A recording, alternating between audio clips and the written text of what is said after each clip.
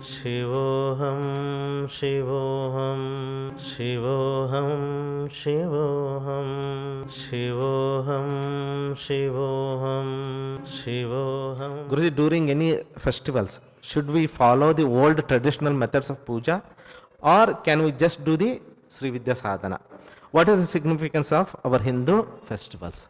So our culture itself is the Namaste itself start with that. I bow down the divine within you. Means divine in me, bow down the divine within you. That's what we experience in Srividya Samadhi Siddhi. Yes, the within you, what is there within me also there. In Srividya Samadhi Siddhi, we experience this truth. So all these Hindu festival is that only. The only one thought, how to bring that God consciousness in a outer day-to-day activities. For that they have created a festival, they have created rituals and all.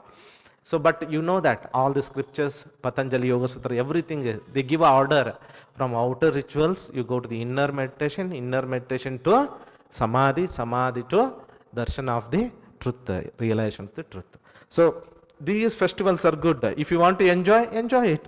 If you don't want to do it, just meditate, Srividya Sadhana. So, rituals, festivals are there to help you, to bring a togetherness, to share your love and bring a celebration in your family and other things.